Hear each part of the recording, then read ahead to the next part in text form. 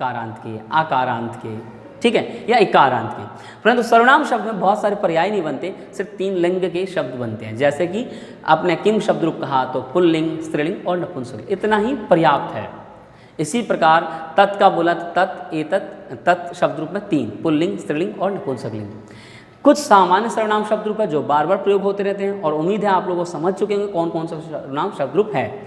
विशेषकर इसमें किम शब्द रूप देखना बहुत जरूरी है, सामान्य से और सामान्य से और अच्छे से, क्योंकि दोनों तरीके से यदि हम किम शब्द रूप को बहुत अच्छे से अभ्यास करेंगे तो हमें प्रश्न निर्माण करना आ जाएगा। जैसे रामः गच्छति, तो वहाँ कः गच्छति, रामः पुष्पं पश्यति, रामः किं पश्यति, रामः बालिकां पश्यति, रामः कां पश्यति, रामः दंडेन चलति, रामः केन चलति। इस प्रकार से सर्वनाम शब्द के साथ साथ हमारा प्रश्न निर्माण भी स्पष्ट हो जाता है यदि हम यहीं पे अच्छे से इस चीज़ को समझ लेते हैं तो।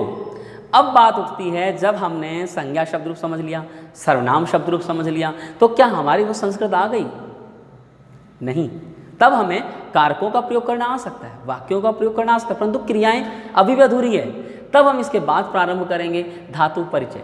धातु परिचय बहुत आसान, जैसे हम सबको पता है चलना, लिखना, हंसना, पढ़ना, हम सब हिंदी में प्रयोग करते आ रहे हैं और सभी को पता है चलना कैसे होता है, पढ़ना कैसे होता है, लिखना कैसे होता है। मैं कहता हूँ ना हटा के ती लगा दो, चलती, पढ़ती, हंसती, इसी का संस्कृत में प्रयोग होता है और इससे स्पष्ट अर्थ भी निकलता है। चलती मतलब चलता है, पढ़ती मतलब पढ़ता है, हंसती मतलब हंसता है, वसती मतलब रहता है।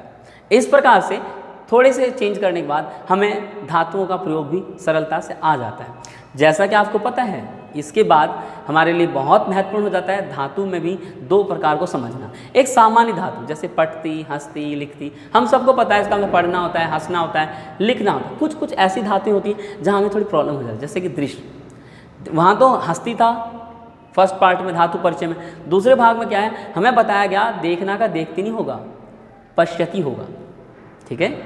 घूमना का घूमती नहीं होगा, भ्रमती होगा। इसी प्रकार बहुत सारे चेंज हैं, प्रयोग हैं जो कि लट में अलग होते हैं, लिट में अलग होते हैं और कुछ अलग अर्थ करके धातु प्रयोग होते हैं, तो वो हमें पता होना चाहिए। जैसे रहना का रहती नहीं होगा, वसती होगा। इन सब का पता हमें किस में पता लगेगा अच्छे से? पुरुष धातु परिचय के दूसरे भाग में, यानी धातु प्रयोग दूसरे भाग में, ठीक है। तो इस प्रकार से हमें सामान्य और विशेष धातुओं को पता लग गया। इसके बाद जो सबसे महत्वपूर्ण है वह विषय है पुरुष विचार का पता होना चाहिए। पुरुष विचार से हमें यह पता लगा कि संस्कृत भाषा में कर्ता में भी 3 वचन होते हैं और 3 पुरुष होता है, यानी प्रथम पुरुष, मध्यम पुरुष और उत्तम पुरुष, एक वचन, द्विवचन और बहुवचन। इसी प्रकार हमें यही पता लगा क्रियाओं में, यानी धातु रूपों में भी 3 वचन होते हैं, यानी एक वचन, द्विवचन और बहुवचन, और 3 ही पुरुष के अनुसार, कर्ताओं के अनुसार ही क्रियाएं भी होती हैं, यानी प्रथम पुरुष, मध्यम पुरुष और उत्तम पुरुष। सामान्य सा पुरुष विचार की वीडियोस देखने के बाद, समझने के बाद हमें यह प्रयोग आ जाता है कि अहम पठामि, त्वम पठसि, रामः पठति या बालकः पठति या बालिका पठति। इस चीज़ को स्पष्ट हमें कौन सा पीपीटी करेगा, कौन सा वीडियो करेगा? पुरुष विचार। तो यही हमारा पहला सिद्धांत है, पहला पड़ाव है। जब आपको अच्छे प्रकार से पुरुष विचार का प्रयोग करना आ जाता है तो आप सभी सामान्य अनुवाद बनाने लगते हैं। और ये बहुत खुशी की बात है कि आप लोग संस्कृत भाषा में समर्थ हो गए हैं, बहुत ही मजबूती से आगे बढ़ रहे हैं, क्योंकि आपको इतना तो बनाना आ गया, रामा पठति, अहम पठामि, त्वम पठसि। अब इसी चीज़ को हमने अनुवाद के प्रथम भाग में बताने की कोशिश की है। जैसे कि हमने वहाँ जो क्रियाएं हैं, जैसे हमने लट लकार का प्रयोग किया तथा वर्तमान काल का, इसके में धातु के अंत में सिर्फ प्रत्यय चेंज होते हैं, से ती, पठती, पठता, पठन्ति। परंतु लिट लकार में क्या होगा? पठिष्यति, यानी इष्यति, इष्यतः, इष्यन्ति। इस चीज़ का पता हमें इस वीडियो से लगता है, यानी अनुवाद के प्रथम भाग से, जो कि हम इससे पहले भी अभ्यास कर चुके हैं, बहुत सारी प्रैक्टिस कर चुके हैं। इसी प्रकार से हमने लोट लकार, यानी आदेश में कोई बात बोलना है तो कैसे बोलेंगे, कैसे लिखेंगे? तो जैसे कि रामः पठतु, बालकौ पठताम, बालकः पठन्ति, पठन्तु।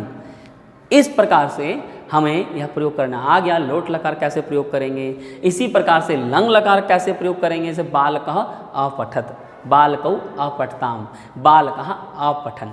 इस प्रकार से हमें यह भी प्रयोग आ गया कि भूतकाल में कैसे प्रयोग करेंगे।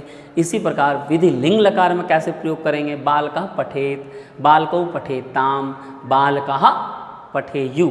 तो इस प्रकार से अनुवाद के प्रथम भाग तक मैंने ये आपको बताया है कि आप लोग सामान्य प्रयोग कैसे कर सकते हैं और सामान्य संस्कृत कैसे सीख सकते हैं, बहुत ही सरलता से, बहुत ही सौम्यता से।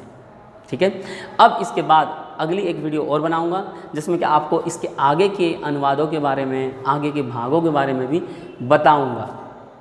फिर भी थोड़ा हिंट कर दूं, इसके मध्य के जो वाक्य यूज़ होते हैं, प्रयोग में आते हैं, जैसे राम डंडे से चलता है, राम बालिका को देखता है, इन सभी अनुवादों को स्पष्ट किया गया अनुवाद के दूसरे भाग में। तो कृपया करके आप अनुवाद का दूसरा भाग जरूर देखिएगा। मुझे लगता है जहाँ तक कि जिसने अनुवाद प्रथम भाग और द्वितीय भाग देख लिया वो संस्कृत में जल्दी कभी गलती कर नहीं सकता। फिर भी इसके बाद यदि कुछ त्रुटि रह जाती है तो अव्ययों या उपपद की वजह से रह जाती है।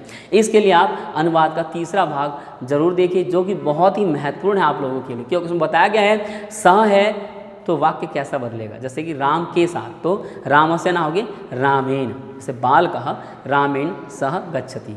इसी प्रकार बालकः गृहात् बहिः खेलति, इसका मतलब था राम बालक घर के बाहर खेलता है।